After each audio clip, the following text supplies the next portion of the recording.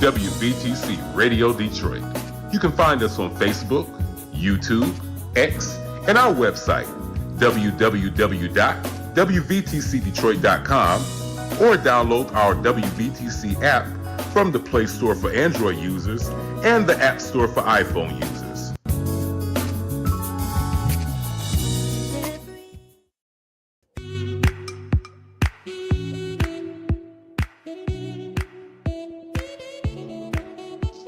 Thank you for tuning to WVTC Radio Detroit and the Community Bell Show with your host, former Wayne County Commissioner, Edna Bell.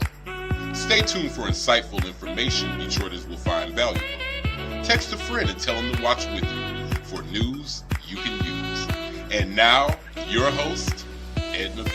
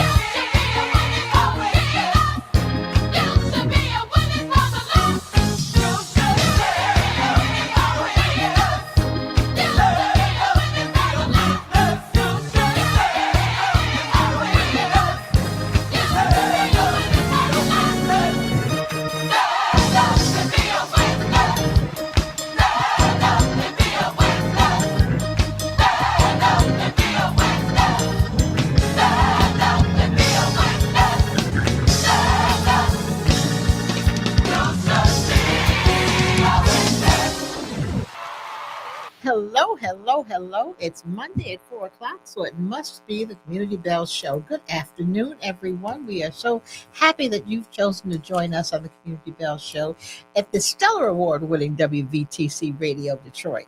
Thank you so much for being with us. We have our usual guest, Ken Scott, our real estate person. He's usually real estate second Monday of the month. However, because there's something special going on tomorrow at an election, we are going to have Ken on today to talk about real estate. But before we do that, I want to talk about what's going to happen tomorrow. And I want to talk about it for a couple of cities. But of course, the first city I'm going to talk about is my city, Detroit. All of you who have complained and fussed about anything, if you have not already voted, your chance to vote and show what you believe is going to be helpful to the city is tomorrow. Now, if you don't vote, I don't want to hear you complain about anything, because I will ask you while you're complaining if you voted. And if you tell me, oh, it doesn't do any good, and oh, I'm not doing that, and oh, I didn't have time, then I'm not going to listen to your complaint. Okay? I'm just not going to listen, because if you don't vote, you don't have a right to complain. My opinion. That's how I roll, everybody. Now, election tomorrow, the city of Detroit. You are voting for a mayor and city council people. I'm going to read the names of the people that you're voting for mayor. And just in case you don't know, you're voting for a young lady by the name of Donetta Simpson, Mr. Todd Perkins, Reverend Solomon Kinlock, Joel Hassim, Fred Durhall, a current city council person, James Craig, a former police chief, and John Barlow, a businessman. Those are the people you're voting for, in addition to Mary Sheffield, who is the current city council president. That's for mayor. Now for city council. There are 2 at-large seats for city council. And what does at-large mean? At-large means they represent the entire city. So in Detroit, we have persons who represent districts, and we have persons who represent the entire city. The 2 people that represent citywide are Mary Waters and Coleman Young II. They are running for re-election.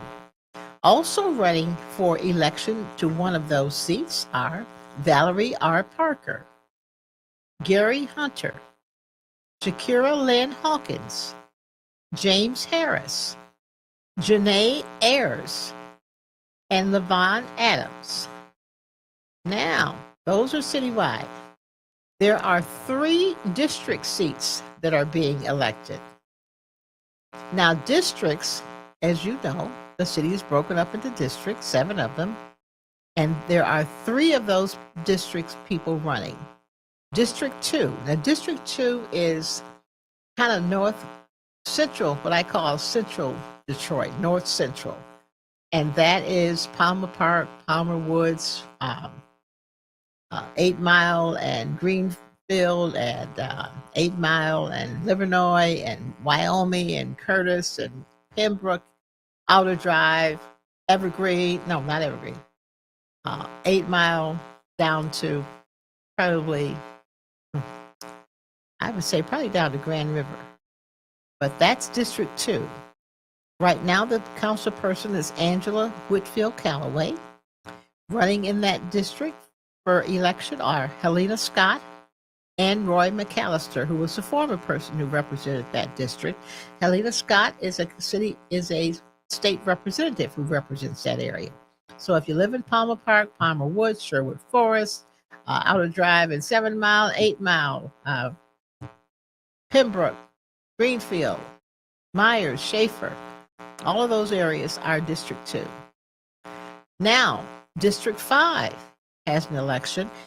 They have an election because Mary Sheffield, who is the current representative for District 5, is vacating that seat and running for mayor.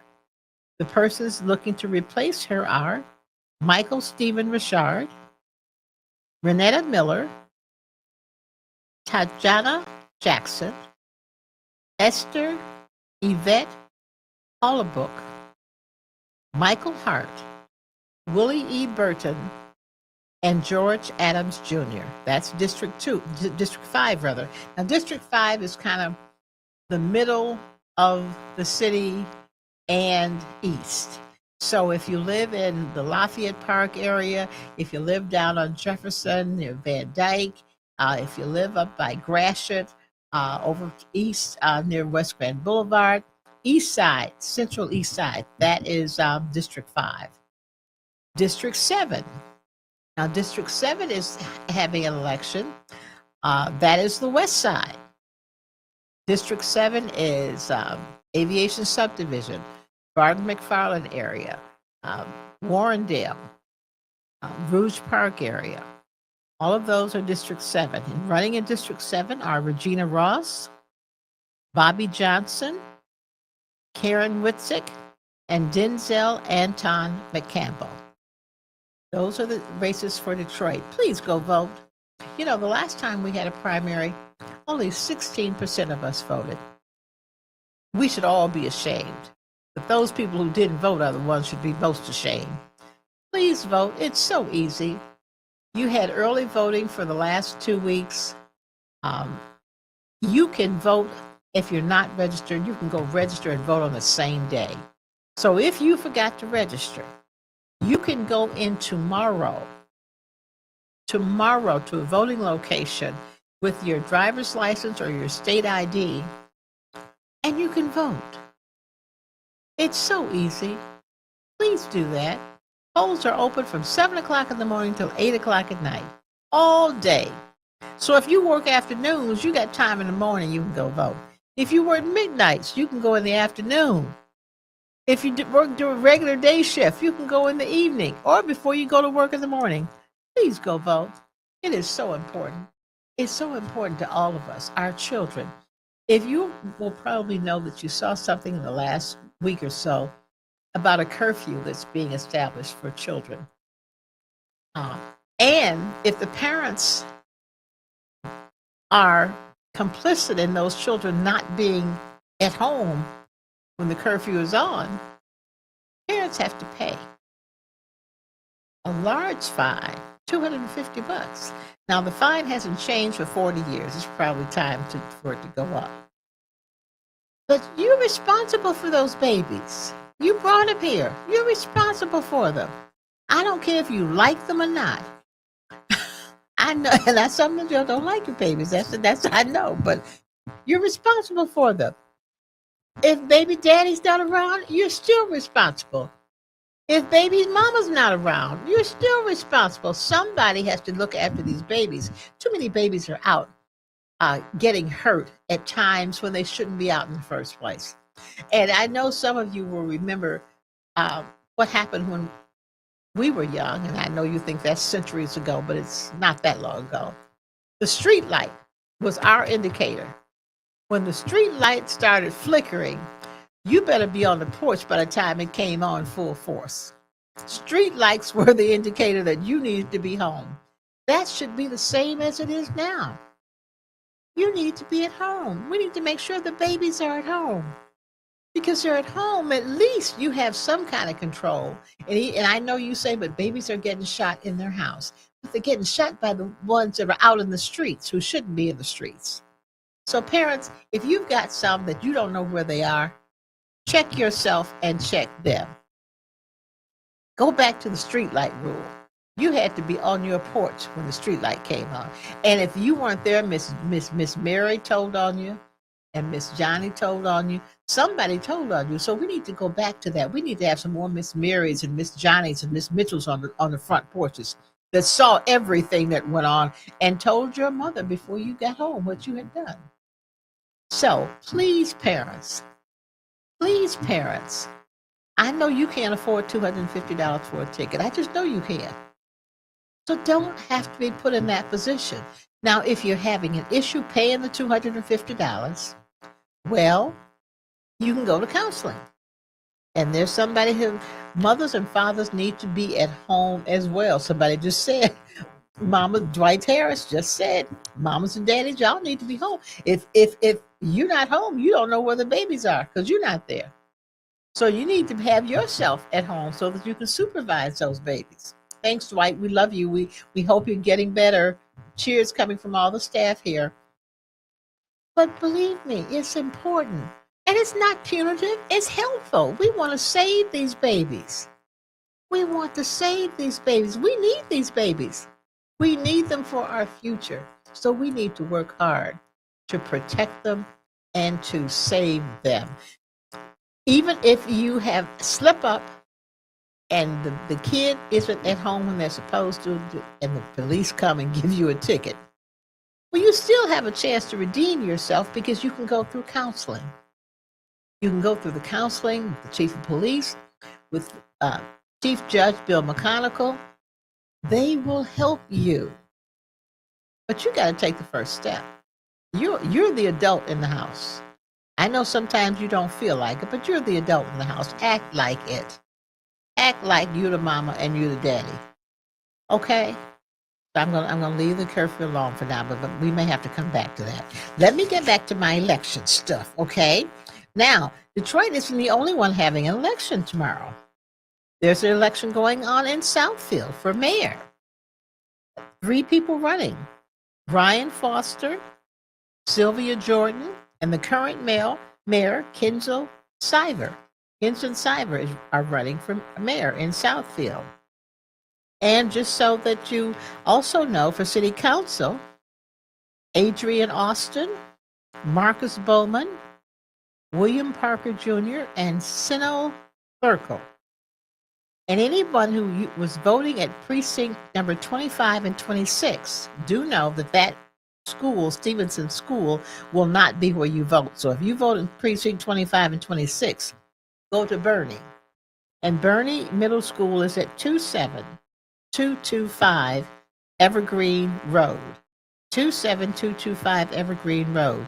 That's where you will vote if you are in precinct 25 and 26 in Southfield. Now let's go to our friends up north in Pontiac. Pontiac has an election also. Now you thought we had a lot of people running for mayor. Pontiac has 1, 2, 3, 4, 5, 6, 7, 8 people running for mayor. 8 of them. Gil Garrett, Mark E. Holland Sr., Mike Guinness, Alexandra Riley, Kermit Williams, Wendell Woods, Sabrina LeKay Jernigan, and the former mayor, Deidre Waterman, is also running again. So that's for your information. Go vote, please. It is so important. So I don't want to come back here next Monday and look at the results and say, oh, we had an election. We had selected 2 people to run for the November election and the final election. And we only had 15% of the people in Detroit vote. So which means that only 15% of the people in Detroit have a right to say anything about anything. So all you folks out there who are always fussing about everything, want everything to be the way you think it should be, you don't have a right to say anything if you didn't vote. I'm saying it again. If you don't vote, you have no right to complain. Got it? Okay. Enough for the election. We know you're going to the polls. We know you're going to vote. Please do that. And you know what? Take your children with you to the polls. Start them out early. Let them see what it's like to vote. Take them to the polls and let them notice how you do it and see what goes on in an election. Start them out early so that when they get a chance to get 18 and get registered to vote, they too will participate in our election process and exercise their right. Too many people died so that you can do this. Don't let them down. Okay, that's all I'm gonna preach to you about voting today. But I'll talk to you again about this next Monday when I find out what the results were and how many people went to the polls. I'll be fussing again. Okay, now our guest for today. It's Real Estate Monday, the first Monday instead of the first Tuesday. Our guest is Mr. Ken Scott. Ken, are you there? Hi, Ken. Turn your volume up. There you are. Okay. I finished fussing about people voting, so we can talk about real estate now. And let me go back to fussing about people voting. People, your vote can determine whether you can buy a house in the city you want to buy a house. Those people who will be sitting in those seats will help determine whether your neighborhood is going to be one of those neighborhoods that will get some special things that will help you be able to buy that house. Okay, Ken, what's going on in the real estate world? How you doing? I am great. How about you? Good. I am coming on today to promote our website for our 501c3, Detroit Home Ownership Center, CDC. And one of the things that we want to do through that site is educate people regarding the various aspects of financial literacy. And I don't know if you all can pull up the website or what have you, but at the same time, the website is DetroitHomeBuyersClub.org. Here. It is meant to educate people that are seeking home ownership. One of the things that we realize is that in 1970, Black home ownership in the city of Detroit was at its highest at 60%. It is now somewhere around 42%. We Wow. want to get those numbers up. A lot of factors played a role in that. The population exodus out of Detroit, the number of factors as it relates to education, crime, insurance costs, and what have you. Then we had the foreclosure crisis. Then we had the bankruptcy.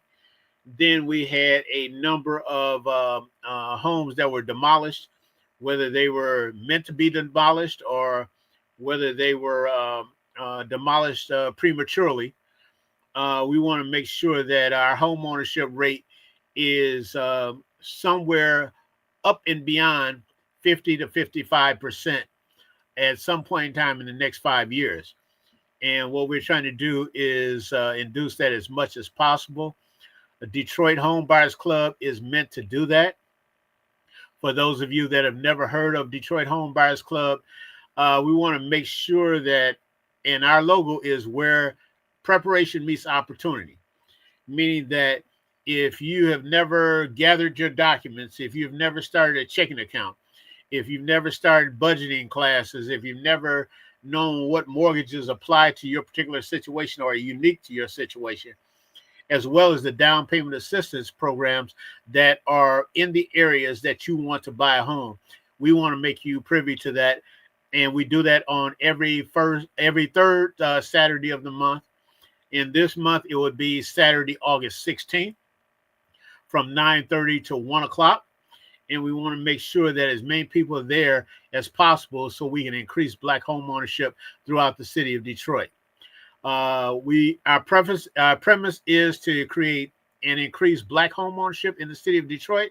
However, anyone that is seeking to learn about home ownership and how it can be attained, we want to invite anyone, whether they're in the suburbs or the city. So we want to make sure that they increase Black home ownership wherever they are, whenever they want to buy. Wonderful, wonderful. Great premise.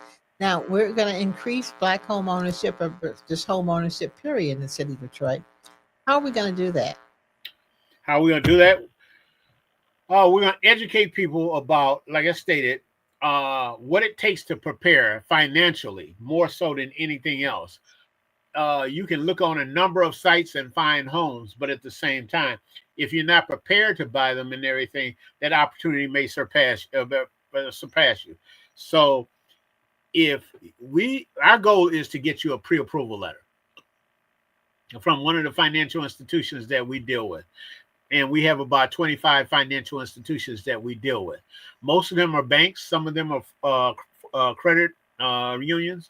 Some of them are nonprofits. Some of them are mortgage brokers. However it is, you don't know if you don't qualify or can get it pre-approved unless you put the necessary documents together, having respectable credit score, as well as be able to put some reserves down as it relates to down payment assistance or closing cost assistance for your particular home. So we want to make sure that you're in a position to buy a home prior to the end of this year, December 31st, 2025.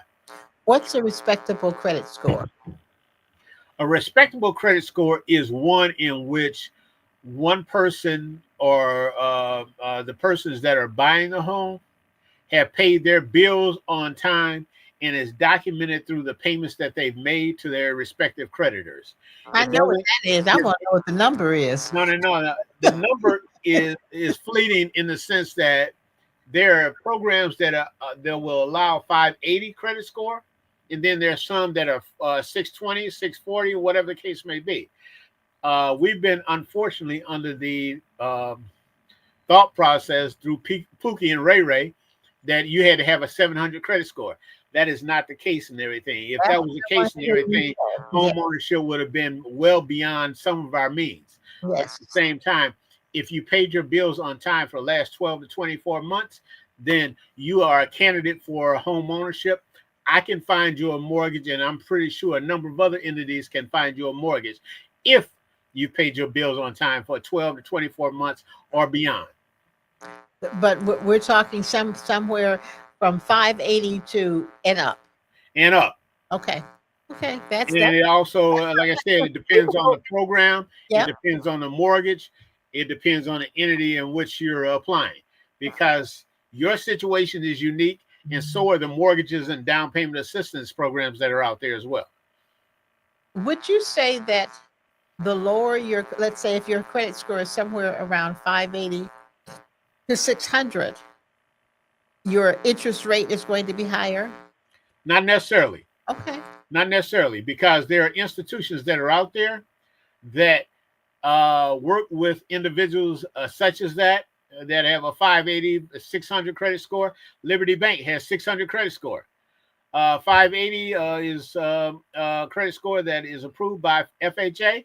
You just have to find a lender that is willing to accept that number, That's and right. along with the other criteria that you provide. Okay. Okay. But the key is making And sure your you're bills on doing time, everything on time. That's the key. and not carrying a heavy debt load. Yes, If that's your debt load exceeds say 50%, then you may be in a situation where you have to wait or pay down those credit cards or pay down those bills or whatever the case may be. As long as you have a decent debt to income ratio, which is well below 50%, you have a credit score above 580, and you paid your bills on time for the last 12 to 24 months, and hopefully you have some reserves in order to enter the housing market, then chances are I can find a mortgage for you. wonderful. Wonderful. Is there such a thing as a typical down payment? No. Okay. And the reason why I say that is because, again, each and every mortgage, each and every program that's out there, whether it be a portfolio product, which is specific to the bank, or a traditional product, which is specific to the government sponsored entities like Fannie Mae, Freddie Mac, and Federal Home Loan Bank, those may have a different criteria to it, and you may or may not fit within that criteria. So it behooves you to go out and explore the opportunities as much as you can to find out which situation is more unique to your situation. Considering some of the language and some of the things that are coming out of the nation's capital these days, how impactful is that going to be on some of those federal mortgage programs for people who are trying to buy a house? Okay. The only reason why that would affect something is because they were creating programs specifically to DEI, or uh, uh, diverse, equity, and inclusion communities. They've cut those out a great deal. So the down payment assistance programs that are specifically to our community now may be in the census tracts, may be in a situation where you are across the board and you are first time home buyer, first generational home buyer, whatever the case may be, and it might apply to you. Don't go on the assumption that since that president is in the office and what have you, that's going to deter a lot of financing. A lot of the financing is coming from financial institutions in and of themselves, not so much based on the national policies and what have you. Okay. Freddie Mac and Fannie Mae had products, and Federal Home Loan Bank had products specifically for the African American community. Are they going to be able They to continue they to no have? longer have those programs because of the federal implications. Yes, so they So don't if that's the case and everything, you go to the financial institution that offers you the best financing for your particular situation. have. So Freddie Mae and Freddie Mac are no longer able. Fannie Mae and Freddie Mac and Federal Home Loan Bank. So they are no longer able to have those programs that were specifically designated for people of color or low Correct. income people. Matter of fact, all of their language, all of their websites have been swiped clean of language such as that. Isn't that quite amazing? Quite amazing. Right. So that's all right. We only have a few more years of this person, and we've But survived. understand this. Survived worse, so we'll be okay. And like I said, our motto and our slogan at Detroit Home Buyers Club is where preparation meets opportunity. So get prepared. And if you stay prepared, you don't have to get prepared. All right. Okay. So that's why we offer those classes every third Saturday at Johnson Recreation Center, which is at 8550 Chippewa, between Wyoming and Livernois, between Pembroke and 8 Mile. And that's every third Saturday, whether it be August 16th, September 20th, November 18th, and November 15th, excuse me. How have the classes been going so far? Well, The classes have not achieved the numbers that we wanted, but at the same time, I look at it this way: the quality of the individual seeking home ownership is the person that's going to seek home ownership, be intentional about it, and be committed to the process as it relates to the next 3 to 4 months achieving home ownership in their respective communities. okay. Have you put flyers at the local churches for the homeowners buyers club and the training sessions at Chippewa? Like flyers? We put them out in the neighborhood. We've gone door to door. Mhm. Unfortunately, it's um, getting the flyers out and getting the word out is rather difficult in our community. There are events going on every weekend, but at the same time, like I stated before, if you are determined to buy a home, if it's in you and it's intentional, and for you to buy a home before December 31st, 2025, then you're going to be out there seeking as much education as possible, trying to get your credit together, trying to get your debt to income ratio lowered, get your credit score increased, find out the mortgage that's specifically for you, and find out the down payment assistance that applies to the house that you're trying to buy. If you're not doing that and what have you, you're doing a disservice to not only yourself, not only your family, but your community as well, because there are tons of empty homes within our community. We pass by them each and every day. Some may say that they are in not so well communities, but there are some homes that are in very affluent communities that have stayed on the market for 100, 200, 300 days and everything because no one felt it necessary to get prepared for home ownership, where preparation meets opportunity. You could have bought one of these homes and everything and had less competition because no one else is applying for a mortgage at this point that meets the criteria that you espouse to. So you're missing out. They're not missing out because they could care less. If you're committed, if you're intentional, if you're determined, then you can get what you want when you want it. That's true. But as we talk about those vacant homes, does some of the responsibilities lie with the seller also in terms of making sure that home is presentable and available for people to see and that people are, are, are anxious to see your property because they like what you have because it has one, Okay. even though it only has one bed, bathroom, um, they still want You to know what? I want to tell you something. You actually couldn't have asked a better question to me. And I said like this. A few weeks ago, the city came out and announced that there was an investor that had 400 homes, and none of them had a certificate of occupancy. Mm-hmm.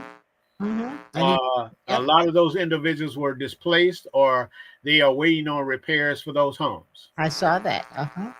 Okay, you can blame the investor, Mm-hmm. but what about building safety and engineering and environmental department looking in the mirror and say, why didn't we know about these homes? Absolutely.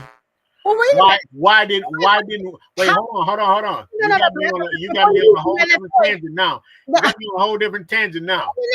but Why I didn't ask you you something know about about these homes? Why didn't you make sure that they were inspected enough so if you knew they were passing the inspection or didn't know that they were passing the inspection, you were looking out for the health, welfare, and safety of the people that are in the city of Detroit?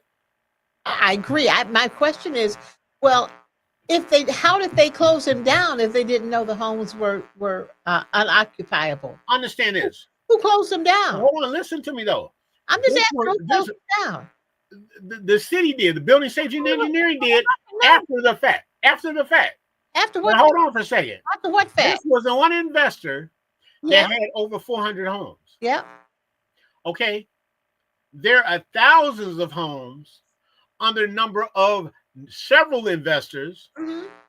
where that same situation is going on. You only busted one.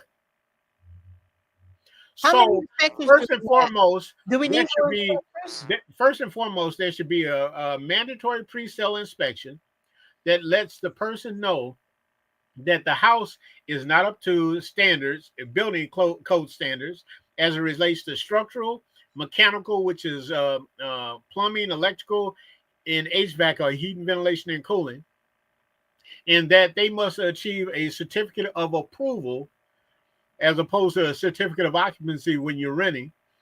Not only that, they should have done a lead-based paint risk assessment. Not only that, they should have looked and seen if the house had mold, asbestos, lead, whatever the case may be, radon, whatever the case may be. And not only that, investigated whether the sewer line or drainage line was clear enough where the water was flowing all the way back to the trap of the city in the first place. Okay, you can't get me started on this I without just talking about the whole process. And no. I'm not talking about you in specific. Oh I'm no. saying that these are things that we encounter That's why I that wanted to slow talk down the about that. process as it relates to buying a home. But these homes were not for sale. Is that correct? They were not for sale, but at the same time, why are we separating the criteria of whether they were rented or being bought when they didn't meet the building code of the city in which they were in? Well, let me ask this question of you. So there is a separate code if you're buying and another code if you're renting? No, it's called a different process. It's a different process. If you're buying a home, back in 2000, I think it was 2000. I can't think of the date and everything, but it was around 2000. I think it's 17, if not before. We went to the table. No, it's 2000. I'm sorry, it was 2005. We went to the table with Amru Mia, who used to be the head of building safety and engineering before it became building safety and engineering and environmental. Yeah. And we said, excuse me, why not enforce the pre-sale mandatory inspection? What it did was it provided not only the seller the insight as to what was wrong with the property, but it also informed the purchaser that certain things were wrong with the home, and they had an opportunity to go forward or not, or repair it or not. Mm-hmm. And what they did was they gave it a mandatory pre-sale inspection if the house was up to code. If it was not, the seller had the opportunity to go for an affidavit of compliance or responsibility, meaning that they were aware of what was wrong with the home, but they had to disclose it to the buyer that was pursuing the home. Yes. Yes. That no longer applies. Really? Because that's horrible.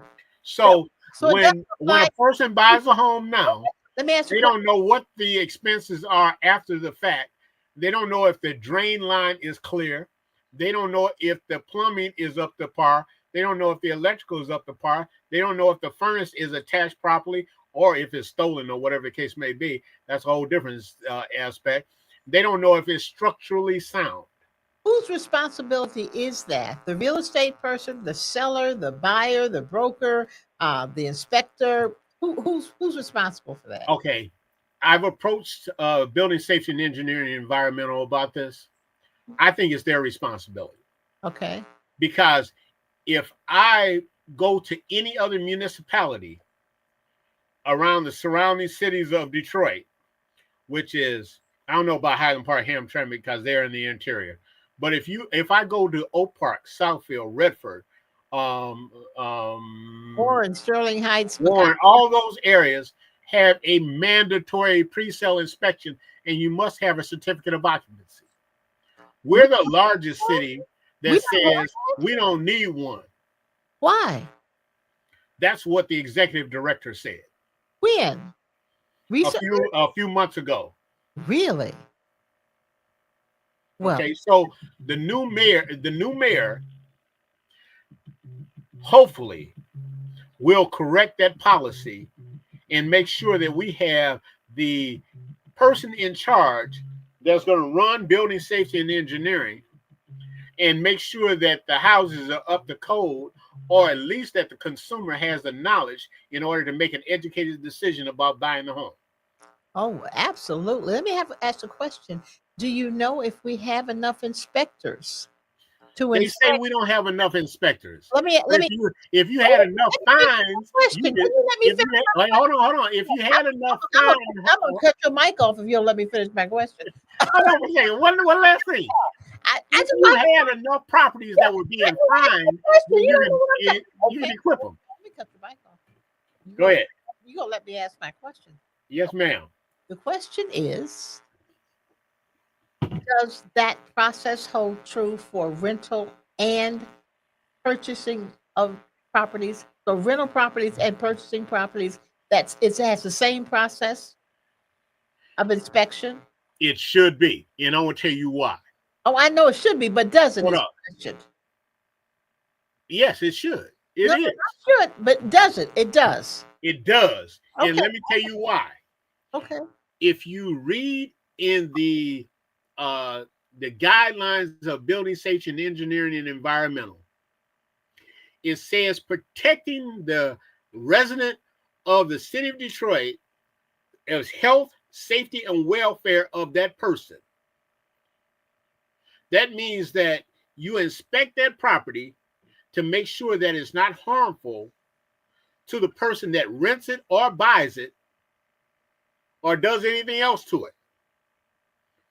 Okay, most people don't read what the premise of building safety and engineering and environmental department does. If they did, and I have a letter that I wrote specifically to the director months ago to correct this entity. I'm not going to tell you what he said on the air, but at the same time, it was detrimental to the health, safety, and welfare of the residents of the city of Detroit. So they said they didn't have enough inspectors. And I have proof. They said they didn't have enough inspectors. Is that it? They said they didn't have enough inspectors, but at the same time, I didn't see them finding the guy until it was too late.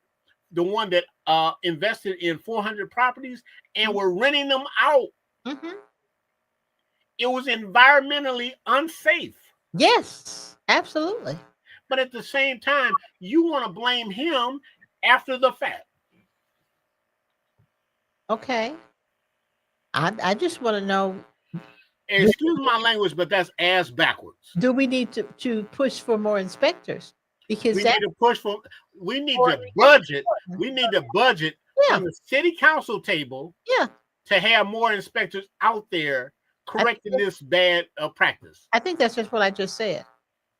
Did I just say that? I said we need in a roundabout way. I said we need to push for more inspectors. I'm pretty sure that's what that means. If you put me in building safety and engineering, I would not be a popular person. But I tell you what, you'd be in a safer environment. So that's one of the things that we need to make sure that whoever the next mayor is looks at. Correct. Because we have a large homeless population who need housing, but they need safe housing. Mm. And in order to do that, we need to have enough people out there who know how to inspect and do inspect those existing homes so that people can move into them safely. Exactly. And keep in mind, if most of those homes had a mandatory pre-sale inspection and presented it to the buyer that was trying to buy that home, they would have an educated decision. They would have made an educated decision as to move forward in that home. Thus, we would have had more homeowners in the city of Detroit than 42% that we have now, and 15% less than we had in 1970. Well, let me ask this question also. If I'm buying a home, I don't want to make people sound stupid, but I have enough sense to ask somebody, is this home okay? Is this home safe? Does You it have an opportunity to have the home inspected. does it meet all the qualifications? And I'm going to pay somebody to go in and make sure of that before I move my family in. So And that's the excuse. That's the excuse that they have given us. Well, it's a good one. No, it's not. Well, then we disagree then. Because if No, I'm buying it and I'm putting my money in there, no, it's not. I'm going to know that this place is safe for me and my family. And if I don't take that responsibility, I can't put that on somebody else. I would love for the city to be able to do that, but that's my responsibility. That's my money and my family. And that's what most people say. They either give that excuse or they say that they don't have enough labor in order to inspect these homes. And they may not have. Then you're in the wrong business. Then you're in the wrong business protecting the wrong electorate. Whether they have it or not, I'm talking about me and my family. So okay. I'm buying a house, and I'm not going to go in and make sure this house is sound before I put my money down. That's on me. I can't blame somebody else for that now. I would love to have somebody else be able to do that. Okay. But that's on me and my real estate. I would love to say that every home meets this criteria, but I've gone in homes where people thought the home was structurally sound, and they didn't have it checked. Hold on, listen to me. On face value, it did look sound. They didn't have it checked. They had, some of them had it checked, some of them didn't. Well, if they had it inspected, excuse me, hold on for a second. Okay. Then I've been in homes where the heat exchanger was bad. Okay. And the inspector didn't know that the heater exchanger was bad. Well, that's on the inspector that I got. Hold on for a second. That's the other part of the equation. The inspectors should be licensed. I got that. In the state of Michigan, they are not. Well, now, okay. That's I'll talk in to the state of Michigan, they are not. Talk to your state legislature then. We need to work on that. In plumbing, if you had galvanized, well, let me go back. Let me go to plumbing. You got galvanized pipe. Now you have copper or PEX. Is it properly fitted? Do they work in conjunction with each other? Do you have homes in the city of Detroit that still have fuses? Are they wired properly when they go from a fuse to a circuit breaker box? In a lot of cases, they are not. Mm-hmm. They are not up to code, and a lot of people are not pulling permits. Mm-hmm. So is that for the lack of manpower that the city has? That the lack of inspectors or permits that are being pulled by the Building Safety and Engineering and Environmental Department? Is the house structurally sound where the porches are safe, where the porches overhead don't fall onto the porch that's below?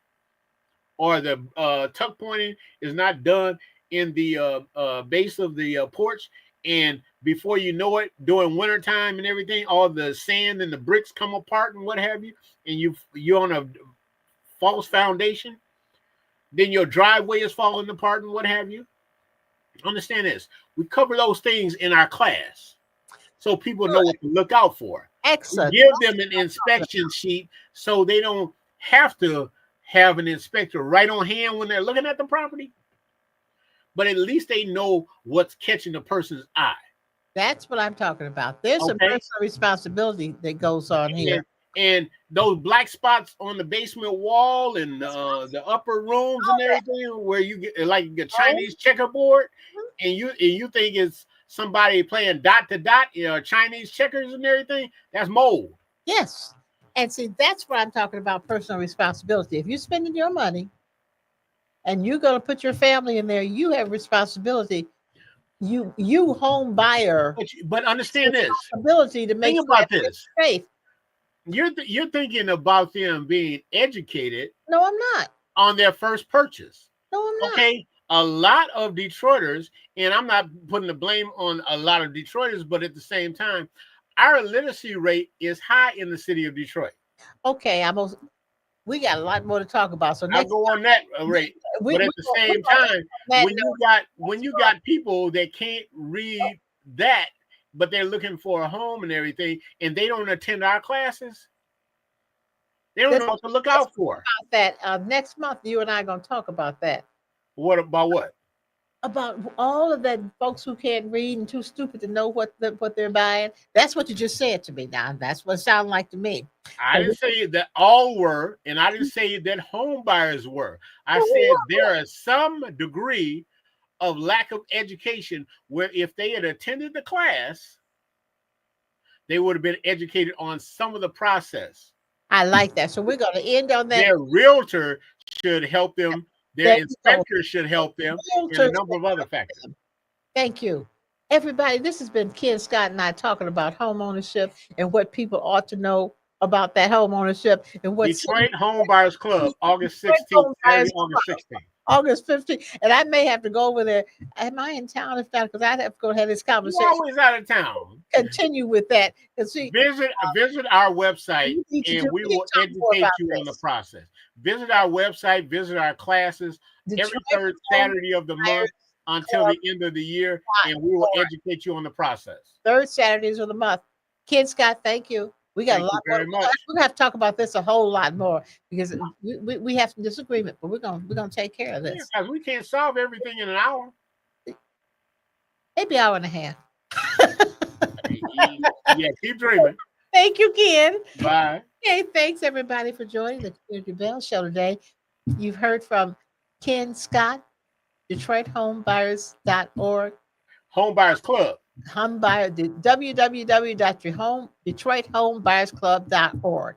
Have a great week. We'll see you next month. Have more to talk about because we're going to talk about this inspection a little bit more. We got to talk about that some more. Have a great week. I'll see you next Monday after the election. Everybody go vote because what we're talking about is about your voting. You can change that if you want to. Have a great week. We'll see you next week.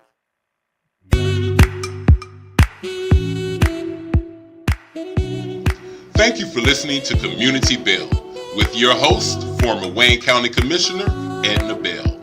This broadcast was brought to you by WVTC Radio Detroit. You can find us on Facebook, YouTube, our website, www.wvtcradio.com, or download our WVTC app from the Play Store for Android users and the App Store for iPhone users. If you've enjoyed this broadcast, tell a friend to tune in. We'll see you next Monday at 4 p.m. Eastern to the Community Bell Show, right here on WVTC Radio Detroit.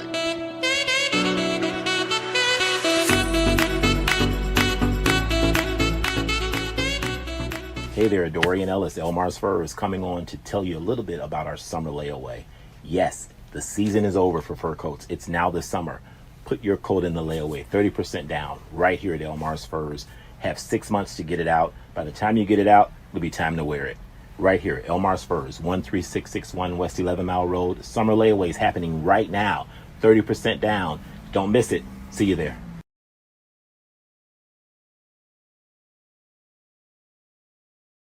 Go to your Apple or Google Play Store and download the WVTC Gospel Radio app today.